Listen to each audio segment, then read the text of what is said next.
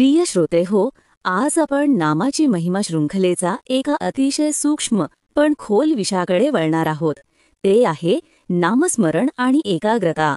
नामस्मरण म्हणजे देवाचं नाव मनात सतत धारण करणं आणि एकाग्रता म्हणजे मनाचं स्थैर्य, मनाचं केंद्रीकरण. ह्या दोघांचं नातं इतकं घट्ट आहे की जिथे नामस्मरण आहे तिथेच एकाग्रता आपोआप येते. आपलं मन हे चंचल आहे, एका क्षणात 100 विचार, शेकडो दिशा.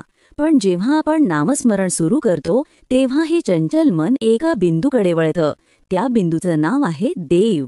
संत तुकाराम महाराज म्हणतात, नाम घेताची मन स्थिर झाले, अंतरी हरी प्रकटले. नाम म्हणजेच मनासाठी आधार बिंदू. जसं पतंग दोरीशिवाय उडतं पण टिकत नाही, तसं मन नामाशिवाय स्थिर होत नाही. नाम ही ती दोरी आहे जी मनाला देवाशी जोडून ठेवते. एकाग्रता मिळवण्यासाठी प्रयत्न करणारे अनेक असतात. ध्यान, योग, श्वसन यांचा उपयोग करतात. पण नामस्मरण हा सर्वात सोपा आणि सहज मार्ग आहे. कारण जेव्हा आपण प्रेमाने, भक्तीने देवाचं नाव घेतो तेव्हा मन आपोआप एका ठिकाणी थांबतं. तेव्हा एकाग्रतेसाठी परिश्रम लागत नाही, ती स्वतः प्रकट होते. संत ज्ञानेश्वर महाराज म्हणतात, हरिनामे स्थिरचित्त व्हावे आणि अंतरी देव भासे.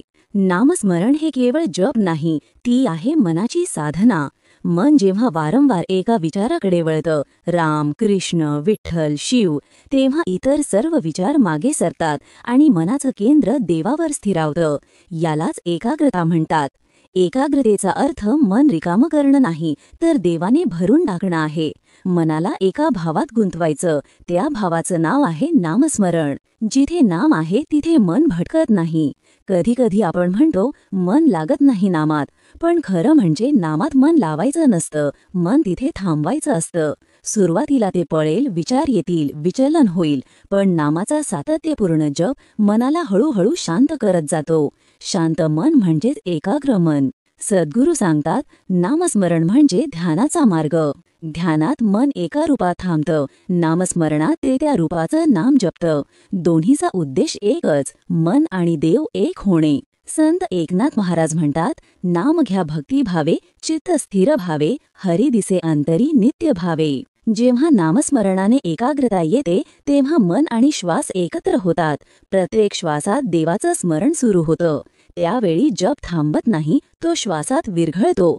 तोच खरा अखंड नामस्मरण. नामस्मरण आणि एकाग्रता यांचा मेळ म्हणजे भक्तीचा उत्कर्ष. एकाग्रता नामाला गती देते आणि नाम एकाग्रतेला दिशा देतं. दोघे मिळून भक्ताला ईश्वराच्या सान्निध्यात नेतात. जेव्हा मन पूर्ण एकाग्र होतं तेव्हा बाहेरचं जग नाहीसं होतं. उरतं भक्त, तो आणि त्याचं नाव. तेव्हाच भक्त अनुभवतो, नाम आणि नामामागे नाही काही, तेची ब्रह्म, तेची चैतन्य, तेची साक्षी. म्हणून मित्रांनो, एकाग्रता मिळवायची असेल तर नामस्मरण करा. नामस्मरण टिकवायचं असेल तर प्रेम ठेवा. कारण जिथे प्रेम आहे तिथे स्थैर्य आहे आणि जिथे स्थैर्य आहे तिथेच परमात्म्याचं दर्शन. संत तुकाराम महाराज म्हणतात, नाम घेताची चित्त प्रसन्न, हरी दिसे अंतःकरणी अनंत. म्हणून चला, आपलं मन विस्कटलेलं, चंचल असलं तरी नामस्मरणाने ते पुन्हा एकाग्रतेकडे नेऊया.